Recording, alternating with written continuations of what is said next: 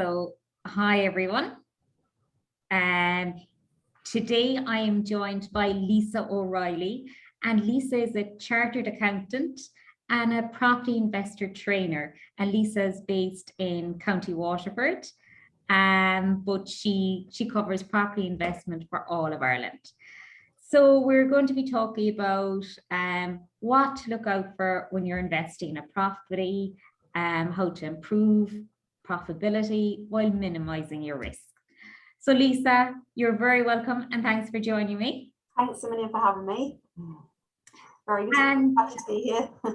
Very good, very good. So we're going to tap into your wisdom here now, Lisa. Okay, great. So if say, for example, you're going out to look for a property investment, what are your key things that you look for?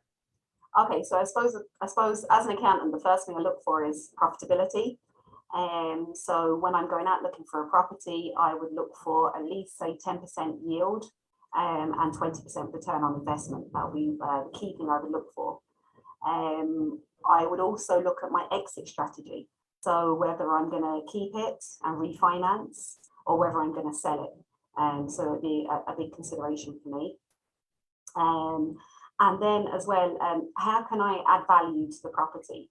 So I'm not looking for property that are, nice and pretty and done up.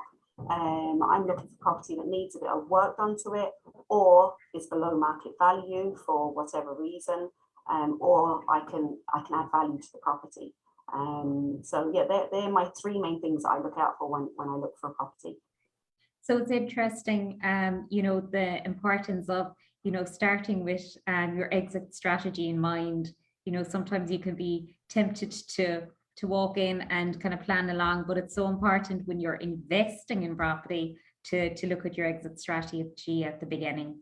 Yeah, for sure. Like property investing is a numbers game. There's no emotion attached. So that's what makes us different from first-time buyers or kind of second-time buyers. Is we have no emotion. We should have no emotion when it comes to property. It's all about the numbers and whether the deal will work. Absolutely. And in terms of location then, Lisa, what would be your main attributes for that? Yeah, so the locations I look out for is to be close enough or in a city or a town centre. So it needs to have a good population, to be located beside schools, colleges, unis, hospitals. That's really that actually like brings up the tenant base of who you can rent the property out to. Parks, any amenities on bus routes, so that the tenants don't necessarily have to have a car to drive into town. So yeah, I like to stick to city centre or town locations where you've got a good kind of tenant footfall, and then that also then serves towards refinancing. So a lot of the banks, when they're giving mortgages, they will look at the location when it comes to giving out mortgages. Again, for that same reason, it's so you've got a wide enough tenant base that you wouldn't be left with, say, an unoccupied house. So in that case, then could you afford to pay the mortgage if your house is unoccupied? So yeah, location is key. So you're following the population, making sure you have the population there the whole time. Yeah, you just want to you actually want a wide mix of tenants. So you don't just want to you want to have it where students could rent it, or families could rent it, or indeed, like, we're in a housing crisis at the moment. So what's becoming pretty popular at the moment is say professionals, or say the blue collar workers, for example. They're renting out by the room now. Because there is no kind of houses available, or plenty of houses available. So you want it in a location whereby you could easily kind of repurpose it for a family, or to rent out by the room. Yes. And when you have, say, your property bought for investment and you want to add value to it, what are some of your suggestions to add value to a property, Lisa? Yeah, so when I go into a property, the first thing I look at is, can I add a bedroom?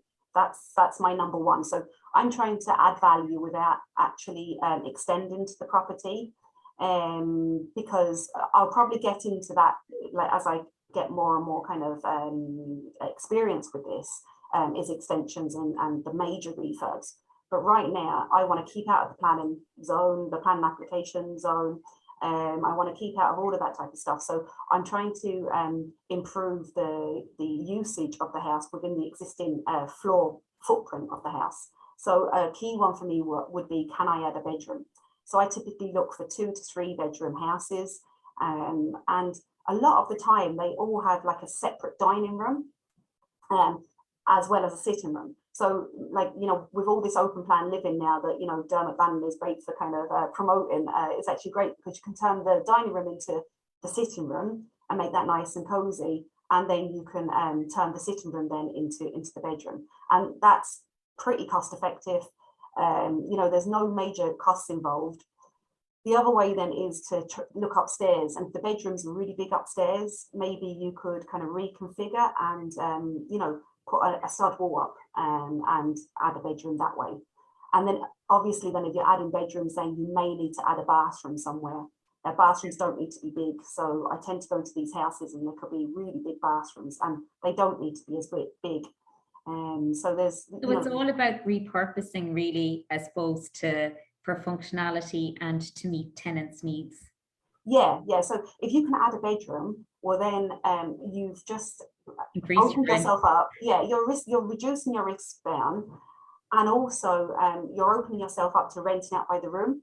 So these blue collar workers or these kind of professionals or students or whatever it is, you can add a bedroom. That's an extra kind of rental income every single month, you know. So you'd look at, my key metric would be if you're going to refurb a property and add, say, a bedroom, the cost of that should bring 3 times that in the value of the property. So that's kind of like a key metric that I look out for.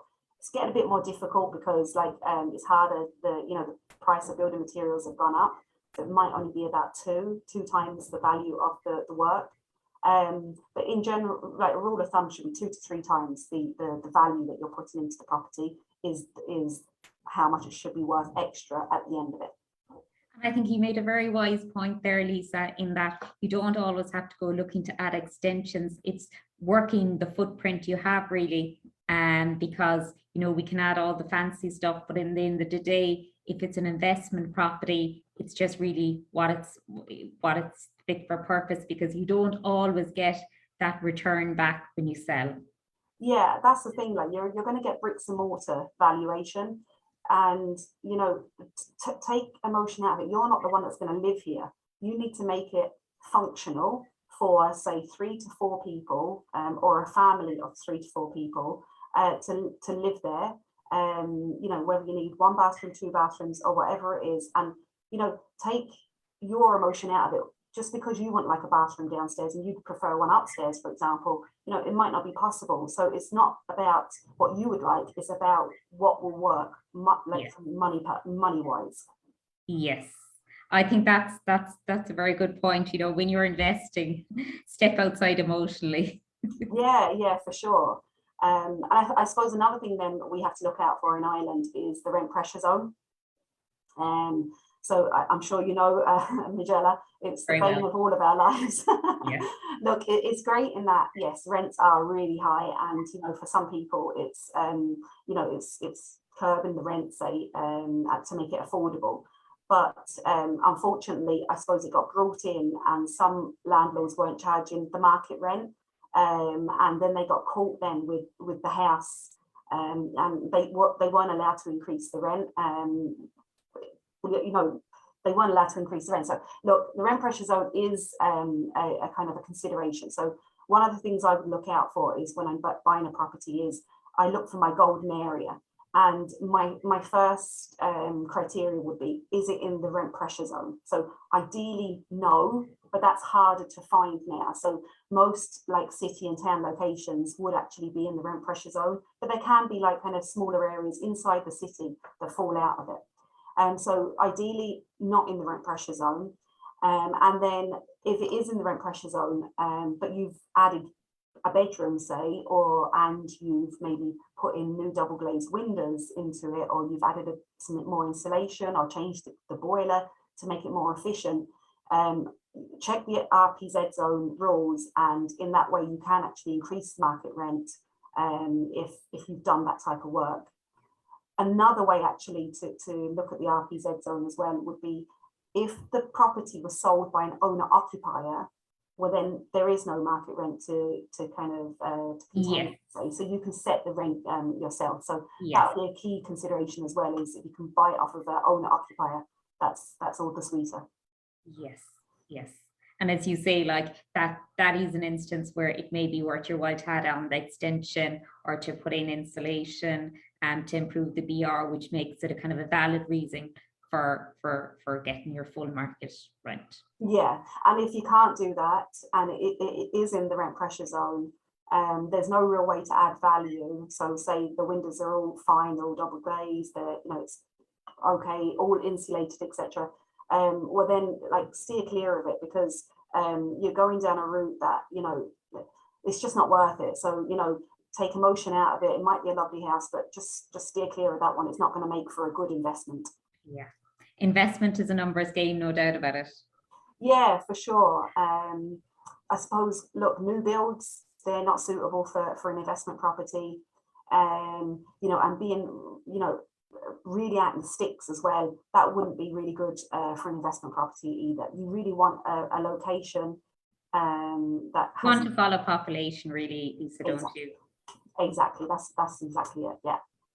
And with negative interest rates now and things, property is an attractive investment, there's no doubt about it. But what other ways, like, would you advise clients to invest money if they weren't going the property route? Okay, I'm not a financial advisor at all, so I'm just going to put that out there. I train people, so I am a chartered accountant, and I do train people in how to invest in property.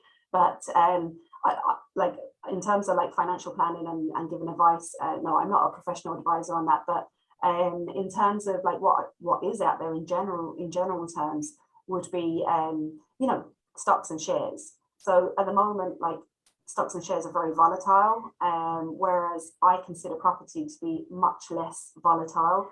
Yes, we had the crash kind of maybe 10, 15 years ago, but overall, like, we've recovered from that, and the property prices are now back up, and they kind of double in value kind of every 10 years, every 10, 15 years, and that's what we've kind of seen in the last 10 or 15 years. So in terms of stocks versus property, I would pick, like, overall my main strategy would be property all the time. The other way then, I suppose, is you can put money into a deposit account or some sort of bond, and you might get like maybe maybe between 1 to kind of 4 to 5%. So again, not great returns.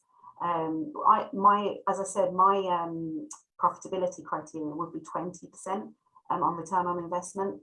So 5% in a bond, it really wouldn't kind of cut it for me, sort of thing.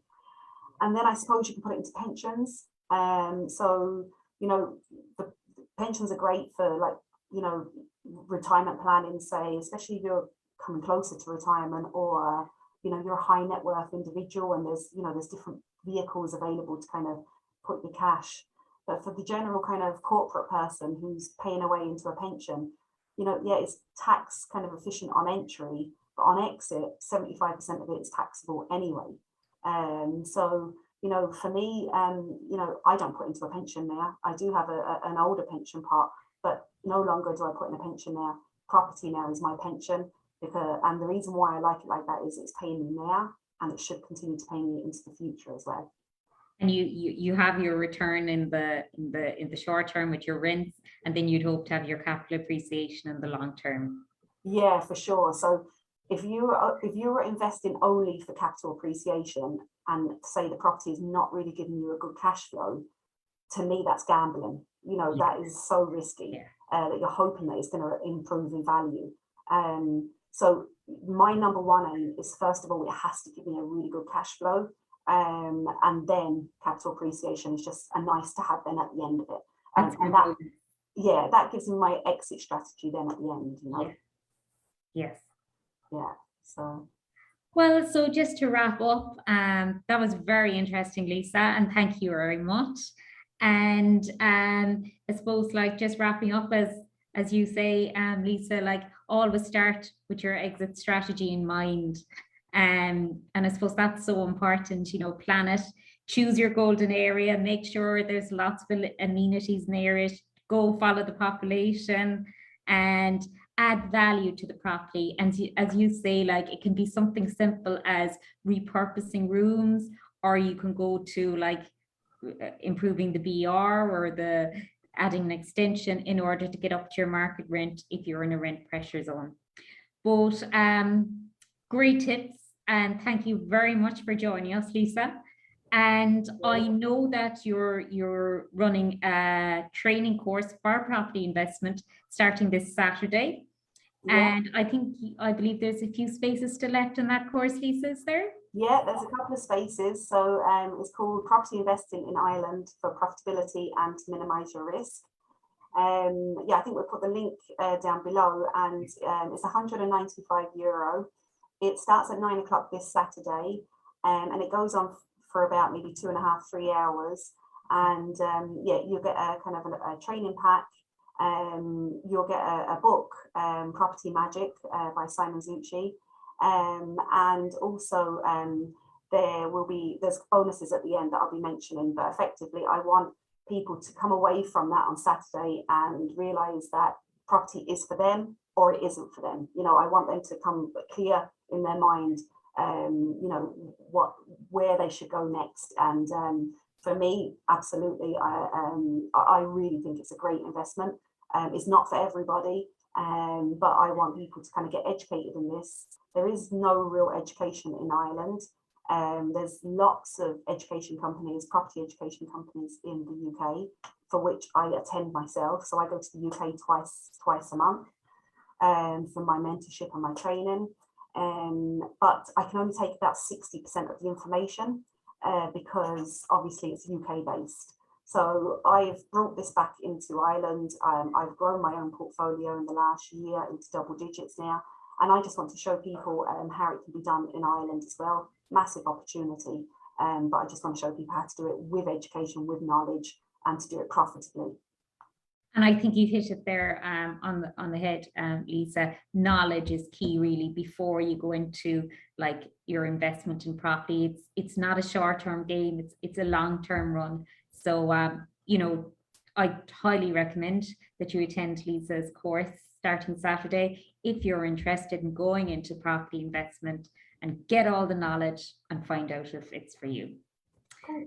So other than that, I'll put your link below in the comments, Lisa. And thank you very much. And we, we look forward to having you back again soon. Okay, thanks for having me, Majella. Okay, take care. And thank you, everybody. Thank you.